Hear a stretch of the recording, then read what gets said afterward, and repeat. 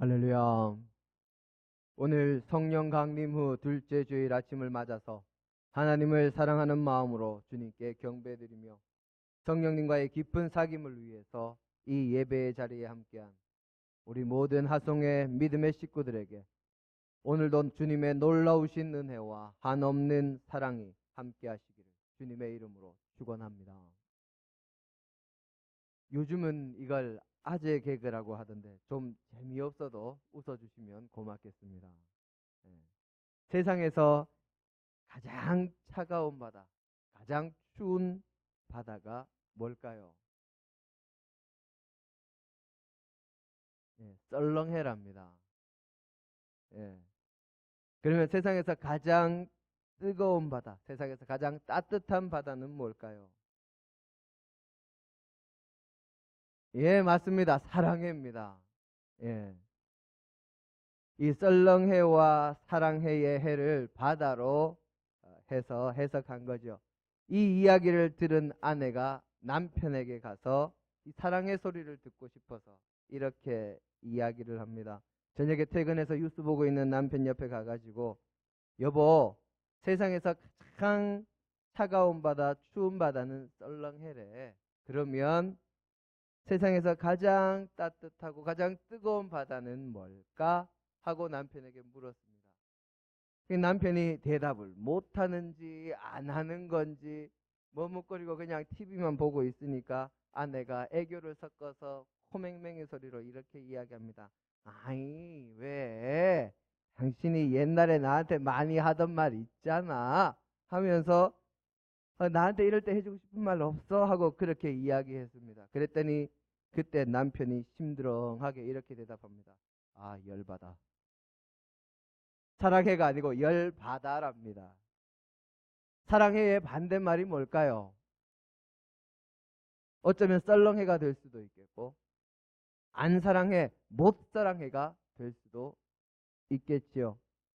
제가 어릴 때 사랑의 반대말은 증오, 미움 뭐 이런 단어들인 줄 알았습니다. 그런데 10대 때 책을 읽다가 보니까 사랑의 반대말은 미움이나 증오가 아니라 무관심이다 하는 말을 보고 깜짝 놀랐습니다.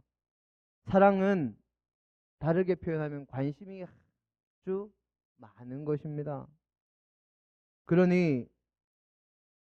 그리고 미움이나 증오도 관심이 있을 때나 미워하고 증오하는 거지. 왜 평생 왼수라고 그러는 것도 사랑하는 마음이 있고 관심이 있으니까 아이고 이놈 평생 왼수야 그러는 거지. 관심이 없으면, 마음이 없으면 미워하는 마음도 생기지 않으니까 사랑의 반대말은 무관심, 관심 없습니다 하는 그 글을 읽고 그때는 적잖이 충격도 받고 그 글의 내용에 동의도 하면서 얼마 전까지 사랑의 반대말은 무관심, 관심 없습니다. 그렇게 생각을 했습니다. 근데 얼마 전에 책을 읽다가 보니까 사랑해의 반대말, 사랑의 반대말은 사랑했어, 사랑했었어 라는 글을 읽었습니다. 지금 이 자리에 계시는 분들은 어떠실지 모르겠지만 저는 사랑해의 반대말이 사랑했어, 사랑했었어 라는 그 글을 읽으면서 마음에 얼마나 찔림이 오고 가슴이 아팠는지 모릅니다. 사랑에 있어서 정말로 중요한 것은 내가 지금 사랑하는 것입니다. 지금은 사랑과 거리가 먼 삶을 살면서도 예전에 사랑했던 것을 떠올리면서 여전히 사랑하고 있는 것으로 생각한다면 그것은 허망한 착각일 뿐입니다. 예전에 사랑받던 것을 생각하면서 지금도 여전히 사랑받는 것으로 생각한다면 그것은 허상을 먹고 사는 것이요, 호세아서의 성경의 표현을 빌리자면 바람을 따라가는 것이요, 동풍을 먹으려는 것입니다. 지금 사랑하는 것이 아니라 사랑했다는 기억 속에 갇혀 살아가는 것이야말로 진정한 사랑을 가로막는 장애물입니다. 사랑했어와 같은 것이 예전에 열심히 신앙생활 했어요, 예전에 열심히 기도생활 했어요 하는 것입니다. 사랑했어, 사랑했었어 하고 똑같은 것이, 저 예전에 믿을 때 정말 열심히 신앙생활했습니다. 열심히 봉사했습니다. 열심히 기도했습니다. 날마다 교회에 나왔습니다. 예전에 열심히 신앙생활한 것, 그때는 소용 있었을지 모르지만 지금은 소용없습니다. 그건 옛날 일입니다. 사랑했다는 기억, 사랑했었다는 사실은 지금의 나의 사랑을 보장하는 것이 아닙니다. 지금의 나의 사랑은 내가 지금 사랑하는가? 지금 내가 온 마음과 관심을 다하고 있는가? 지금 나의 모든 열정이 그 대상을 향해 있는가 하는 것입니다. 지금 나의 마음이, 나의 지금의 열정이, 나의 지금의 관심이, 나의 지금의 생각이, 지금의 나의 모든 감각이 어디에 관계되어 있고 어디로 연결되어 있는가? 그것이 지금 내가 사랑하는 것이요, 그것이 지금 내가 나의 영혼을 바치고 있는 대상이요, 그 상대가 바로 내가 사랑하는 상대입니다. 이것은 사람 앞에서나 주님 앞에서나 마찬가지입니다. 세상 살이에서나 신앙생활에서나 마찬가지입니다. 우리를 사랑하시고 우리를 구원하시고 우리에게 은혜를 베푸시는 하나님을 예배하는 이 시간, 지금 나의 생각이, 지금 나의 관심이 온통 밭에 가 있으면 농사일이 나의 사랑입니다. 지금 내 마음속에, 내 머릿속에 게임 생각이 가득하면 나는 지금 주님을 사랑하는 것이 아니라, 주님을 예배하는 것이 아니라 게임을 사랑하고 있는 것이요, 지금 나의 마음이 시험 공부에 대한 생각으로 가득 차서 예배 시간에도 문제집 풀고 있다면 시험 잘 쳐서 좋은 성적 받는 것, 승진시험 통과해서 한 단계 승진하는 것, 그것이 나의 신앙의 대상이요, 그것을 사랑하는 것입니다.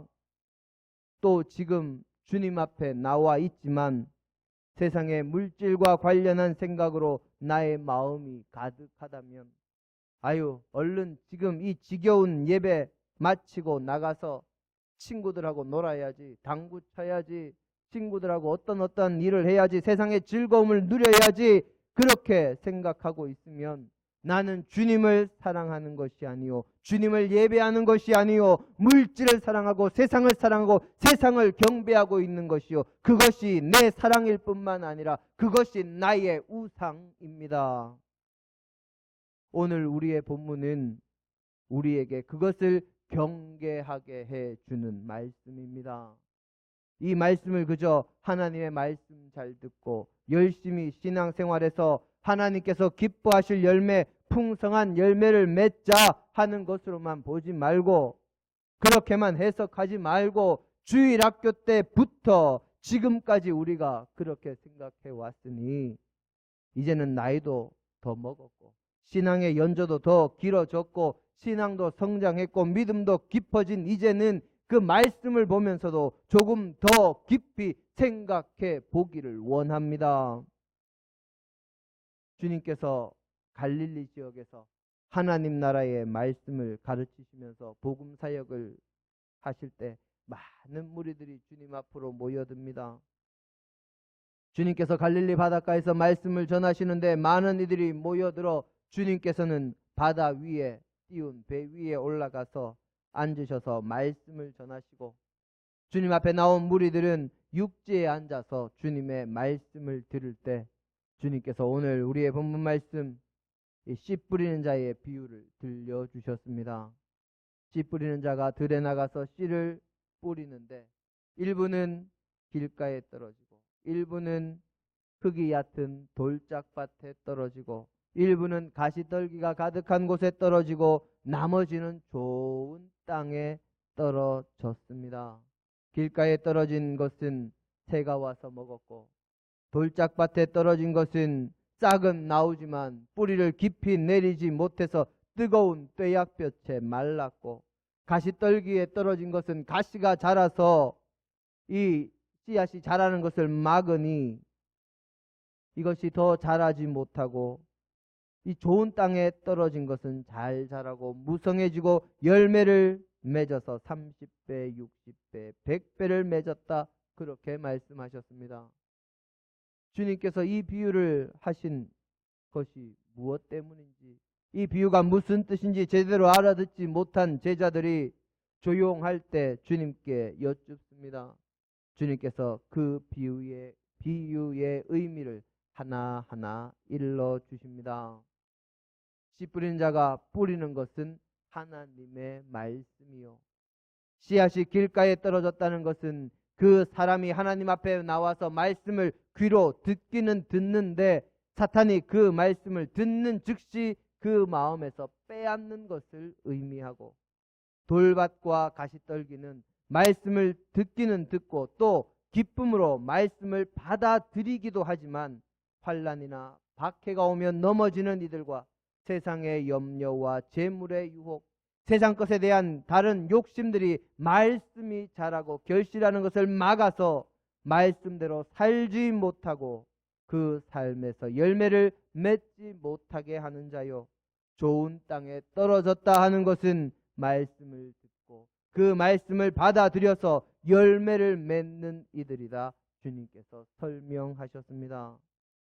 오늘 우리의 본문 말씀은 하나님의 말씀을 똑같이 듣고도 결실하는 사람과 그렇지 못한 사람들이 왜 그런지에 대해서 알려주시는 말씀입니다. 말씀이 길가에 뿌려진 것은 말씀을 듣는 자리, 예배의 자리에 나와 있기는 하지만 전혀 말씀에 관심이 없는 이들을 가리키는 것입니다. 그러니 그 말씀이 귀에 들리기는 하지만, 육신의 귀에 들리기는 하지만 전혀 그의 생각이나 그의 마음이나 그의 심령에 들어가지 못하고 영향을 미치지 못합니다. 쉽게 말하면 그냥 한 귀로 듣고 한 귀로 흘리는 사람들입니다. 또 예배 시간에 다른 생각이 머릿속에 가득 찬 채로 주님 앞에 나온 사람들을 의미하기도 합니다. 예배 시간에 하나님의 말씀이나 하나님을 경배하며 영광을 돌리는 예배에 집중하는 것이 아니라 다른 잡다한 것에 마음을 빼앗겨서 거기에 집중하는 이들은 말씀을 귀로 듣기는 듣지만 새들이 길가에 떨어진 씨앗을 먹는 것처럼 그 말씀이 그의 마음에서 바로 사라지는, 그래서 말씀이 그의 마음과 심령과 영적인 부분에 어떠한 영향력도 미치지 못해서 그의 영혼이 구원받지 못하고 영원한 형벌에 들어가게 되는 이들을 의미합니다. 이들은 주님을, 말씀을 사랑했었어요도 아니고 아예 사랑도 하지 않은 불쌍한 영혼들입니다. 우리들 자신이, 우리의 자녀들이, 우리의 믿음의 식구들이 이렇게 되지 않도록 우리는 기도해야 합니다. 말씀이 돌밭에 뿌려졌다는 것은 말씀을 들을 때에는 즉시 기쁨으로 받으나 고난으로 인해서 넘어지는 자라 말씀하십니다. 이 돌밭에 떨어진 말씀의 사람은 주님 앞에 나와서 말씀을 들을 때 정말 열과 성을 다해서 아멘, 아멘 하면서 기쁨으로 말씀을 듣고 그 마음에 말씀을 받아들이지만 믿음으로 인해서 또는 말씀으로 인해서 고난이 오거나 박해가 오면 넘어지는 사람이 바로 이 돌짝밭에 말씀이 떨어진 사람이다. 주님께서 말씀하십니다. 이들이 말씀을 받아들이지 않은 것이 아닙니다. 정말 기쁨으로 말씀을 받아들이고 그 말씀을 받을 때는 그 말씀을 사모했지만 어려움이 오면 그 어려움에 져서 주님 사랑해요가 아니라 주님 사랑했어요, 주님 사랑했었어요 하고 주님 앞에 예전의 사랑을 고백하는 사람들을 의미하는 것입니다. 이 믿음은 그저 감정적인 믿음일 뿐입니다. 불로 연단된 믿음이 아니라 잠시 뜨겁다가 바로 꺼지는 믿음을 의미합니다. 이런 믿음은 주님 사랑했었어야 하는 이런 믿음은 진정으로 주님을 믿고 사랑하는 것이 아니라 잠시 잠깐 마음에 그냥 열정처럼 왔다 지나가는 감정일 뿐입니다. 온전한 믿음이 될 수가 없습니다. 조금 심하게 말하면 말씀 들을 때 기쁨으로 아멘 하고 받지만 자기도 모르게 스스로를 속이면서 믿음을 가진 척 흉내낸 것뿐입니다. 요즘 젊은이들 말로 믿음이 있는 척 코스프레 한 겁니다. 진정으로 믿음이 있다면, 진정으로 말씀을 받아들인다면 어려움이 와도 근심과 걱정이 닥쳐도 말씀과 믿음으로 이겨낼 수 있습니다. 한 나라의 왕이 아주 준엄한 명령을 내립니다. 왕이 이번에 새롭게 만들어 세운 금신상 앞에 그 금신상을 경배하지 않고 그 금신상에 절하지 않으면 지위 고하를 막론하고 죽이겠다. 그냥 죽이는 것이 아니라 쇠를 녹이는 풀무불에 던져서 태워 죽이겠다고 공포합니다. 그 명령을 나라 안의 모든 이들이 들었고 왕의 모든 신하들이 들었습니다. 하지만 이 명령을 듣고도 모든 이들이 금신상 앞에 모여서 절하는데 금신상에 절하지 않고 꼿꼿이 허리를 세우고 서 있는 이들이 있었습니다. 모두가 엎드려서 절하는데 똑바로 서 있으니 바로 눈에 띄입니다. 왕이 자신의 명령을 따르지 않는 이들을 잡아오라 하여 그들을 데려와 보니 평소에 자기에게 충성하는 신하들이요 지혜와 총명이 뛰어나서 자신이 총애하던 신하들입니다. 왕이 그들을 사랑했던 그 마음을 다시 한번 생각하고 그들을 배려해서 그들에게 한 번의 기회를 더 줍니다. 지금이라도 절하겠다 하고 나가서 절하면 살려주겠다. 왕의 입장에서는 자신의 명령을 한 발 물러서는 큰 관용을 베풀었지만 그들의 대답은 단호했습니다. 우리 다니엘서 3장 17절로 18절의 말씀을 보겠습니다.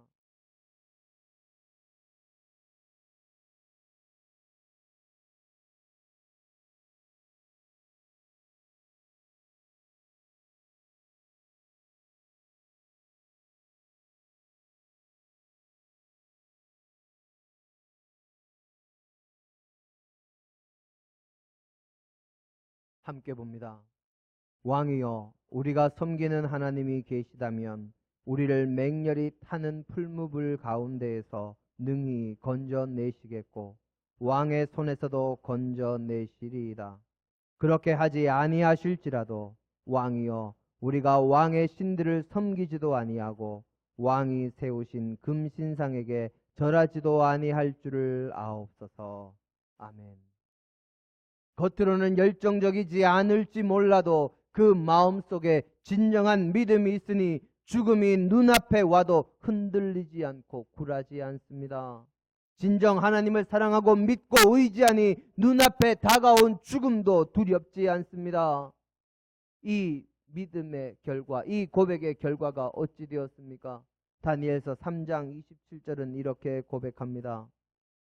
총독과 지사와 행정관과 왕의 모든 모사들이 모여 이 사람들을 본즉 불이 능히 그들의 몸을 해하지 못하였고 머리털도 그을리지 아니하였고 겉옷 빛도 변하지 아니하였고 불탄 냄새도 없었더라.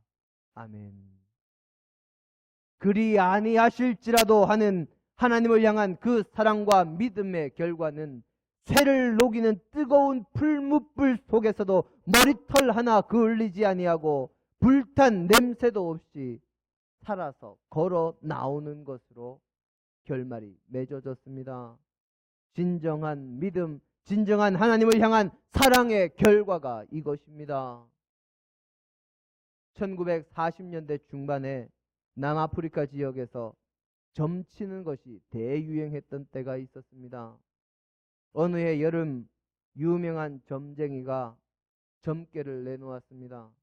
올해는 대기근이 들 것이다. 그 말이 입소문을 타고 남아프리카 지역 전역으로 퍼져나갑니다.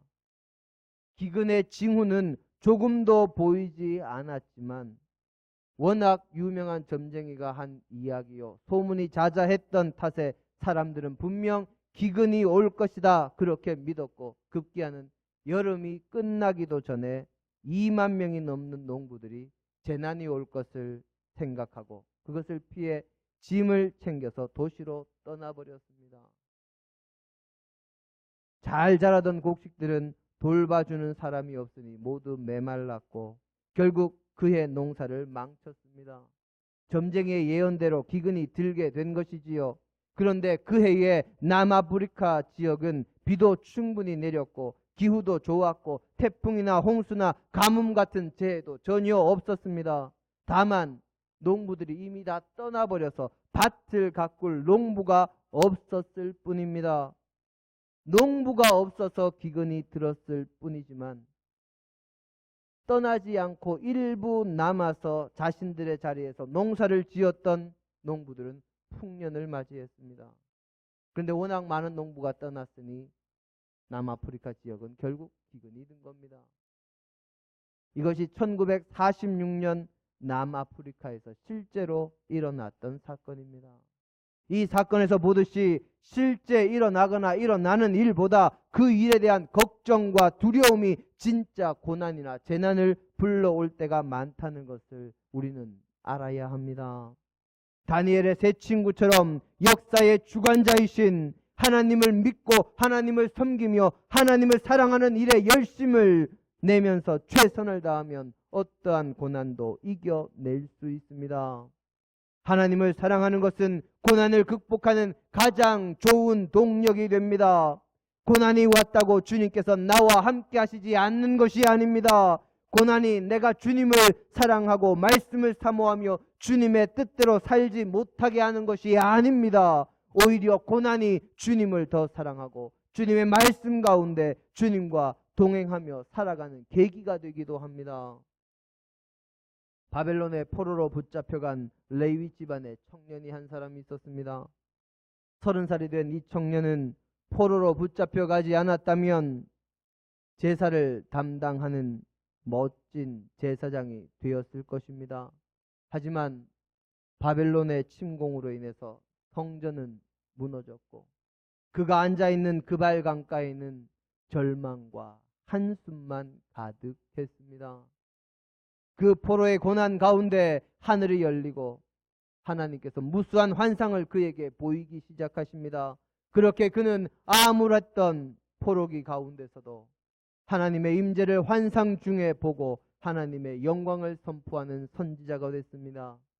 그가 바로 48장이나 되는 많은 예언을 선포했던 선지자 에스겔입니다.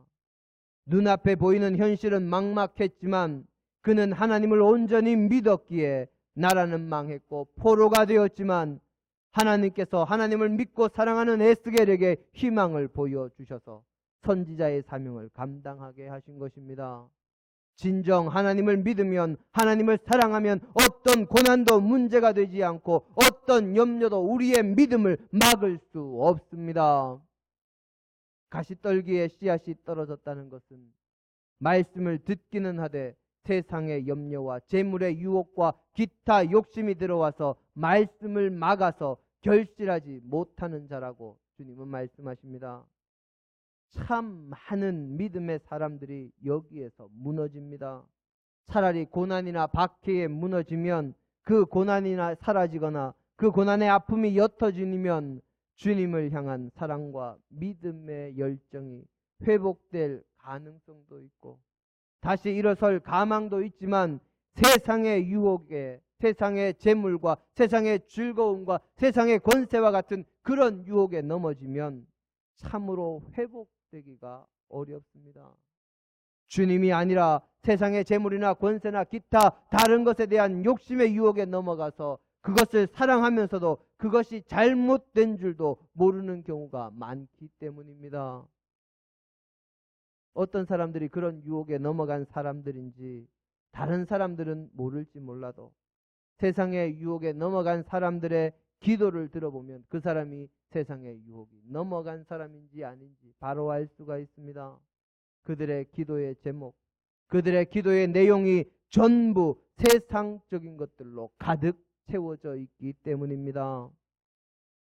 하나님을 믿고 하나님을 사랑하고 하나님의 일을 하기 바란다, 하기를 원한다 하면서도 그들의 기도의 제목은 그런 내용들은 하나도 없고 오직 세상적인 것을 구하는 것으로 가득 채워져 있습니다. 하나님, 우리 아이가 공부 잘하게 해주세요. 하나님, 우리 아이가 합격하게 해주세요. 하나님, 우리 남편 승진하게 해주세요. 하나님, 우리 남편 사업 잘 되게 해주세요. 하나님, 우리 가정에 물질이 넉넉하게 도와주세요. 하나님, 건강하게 도와주세요. 우리 하나님, 세상에서 이런 일 저런 일 잘 되게 해주세요. 하나님 나라의 사역과 주님과 관계된 기도의 제목은 하나도 없고 오직 세상적인 것들만 바라고 그것들을 사랑해서 그것들을 도와달라는 기도만 줄기차게 합니다.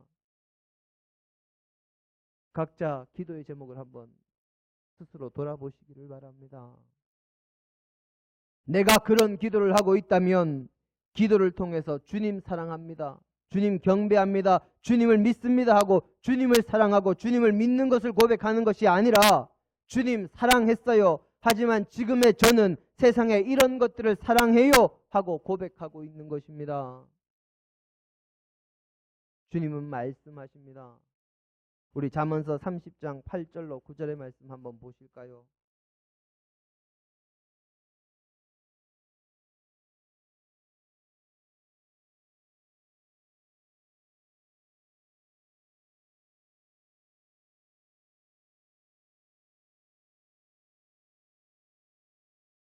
우리 잠언서 30장 8절로 9절입니다. 제가 봉독해 올립니다. 곧 헛된 것과 거짓말을 내게서 멀리 하옵시며 나를 가난하게도 마옵시고 부하게도 마옵시고 오직 필요한 양식으로 나를 먹이시옵소서. 혹 내가 배불러서 하나님을 모른다, 여호와가 누구냐 할까 하오며 혹 내가 가난하여 도둑질하고 내 하나님의 이름을 욕되게 할까 두려워함이니이다. 우리 신명기서 32장 15절의 말씀도 봅니다.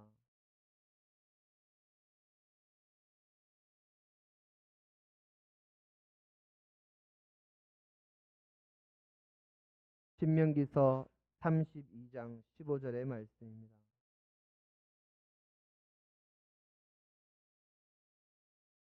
제가 봉독해 올립니다. 그런데 여수르니 기름짐에 발로 찼도다. 내가 살찌고 비대하고 윤택함에 자기를 지으신 하나님을 버리고 자기를 구원하신 반석을 업신 여겼도다. 아멘. 마지막으로 마태복음 6장 24절의 말씀도 보겠습니다.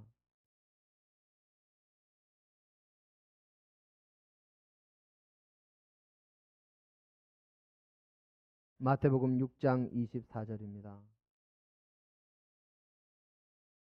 함께 한 목소리로 봉독하십니다. 한 사람이 두 주인을 섬기지 못할 것이니 혹 이를 미워하고 저를 사랑하거나 혹 이를 중히 여기고 저를 경히 여김이라. 너희가 하나님과 재물을 겸하여 섬기지 못하느니라. 아멘. 잠언서는 뭐라 했습니까? 너무 배부르게도 너무 배고프게도 너무 부유하게도 너무 가난하게도 하지 마옵소서. 신명기서는 여수르니 살짐에 기름지고 윤택해짐에 내가 발로 찼다. 여수르는 이스라엘의 별명입니다. 그리고 마태복음에서 주님은 뭐라 하십니까? 두 주인을 섬기지 못한다 합니다. 사랑하는 성도 여러분, 무엇을 사랑하십니까? 주님이십니까? 세상입니까? 하나님입니까? 아니면 세상의 물질이나 권세나 명예와 즐거움입니까? 둘을 겸하여 사랑할 수 없습니다. 어느 쪽에다가 사랑했어요, 어느 쪽에다가 사랑했었어 하고 이별을 고하고 어느 쪽에다가 사랑해요 하고 고백하실 것입니까? 좋은 밭에 떨어진 것은 말씀을 듣고 받는 것이라 주님께서 말씀하십니다. 듣고 받는 것, 이것은 귀로만 듣는 것이 아니라 귀로 듣고 마음에 새기고 결단하고 그 말씀에 순종해서 말씀대로 살아가는 것을 의미합니다. 그래서 그 말씀대로 살아가는 것의 열매, 이 경건한 삶의 열매가 맺히는 것을 의미합니다. 우리의 마음이, 우리의 심령이, 우리의 삶이 이렇게 주님의 말씀대로 살고 열매 맺는 삶이 되기 위해서 꼭 필요한 것이 바로 성령님입니다. 성령 강림절에 주님의 약속한 성령이 마가의 다락방에 임했을 때 그 자리에 함께했던 120문도의 심령에 이런 역사가 일어난 것입니다. 그전에는 주님의 말씀을 들었어도 고난이 두렵고 박해하는 유대인이 두렵고 특별히 산헤드린 의원이요 부자였던 아리마대 사람 요셉은 세상의 것을 잃게 될까봐 두려워서 주님을 믿는다 드러내지도 못하고 또 모든 제자들이 세상에서 주님을 담대히 전하지도 못했지만 성령님께서 강림하셔서 모든 제자들과 함께 하심으로 그들을 감동하시고 그들을 인도하시니 모든 제자들이 예수님께서 하나님의 아들이시오 그분이 그리스도이심과 그분의 사역을 증언하는 증인이 되는 역사가 일어났습니다. 모두가 주님의 사랑을 그리고 자신들도 주님을 사랑함을 담대히 전하게 되고 자신들이 주님의 제자됨을 모든 이들 앞에서 그 어떤 고난이나 박해나 죽음도 두려워하지 않고 선포하게 된 것입니다. 그로 인해서 그들이 수많은 열매를 맺었고 우리에게도 복음이 전해지게 된 것이지요. 우리가 주님께 사랑했어요 하지 않고 주님 사랑합니다, 주님 믿습니다 하며 많은 열매를 맺는 좋은 땅이 되려면 성령님의 임재와 성령님의 도우심이 필요합니다. 성령님의 임재는 누가복음 11장 13절의 말씀처럼 사도행전 1장 14절의 말씀처럼 예레미야서 29장 12절로 13절의 말씀처럼 우리가 기도할 때, 우리가 사모할 때, 우리가 찾고 찾을 때 우리가 사랑했어요가 아니라 우리가 하나님 사랑합니다 그렇게 고백할 때 우리와 함께 하십니다. 사랑했었습니까? 아니면 사랑하십니까? 세상의 염려나 고난이나 세상의 재물과 다른 욕심에 주님을 빼앗기지 말고 그런 것들의 후순위로 주님을 놓지 말고 오직 주님만 바라보며 주님을 진정으로 사랑함으로 주님을 최고의 가치로 여기고 주님께 사랑한다 고백하는 저와 여러분이 되기를 바랍니다. 그래서 주님과 함께하며 주님의 말씀을 받아 그 말씀에 순종하며 말씀대로 살기로 결단하고 성령님의 인도하심을 받음으로 많은 열매를 맺는 저와 여러분이 되시기를 주님의 이름으로 축원합니다.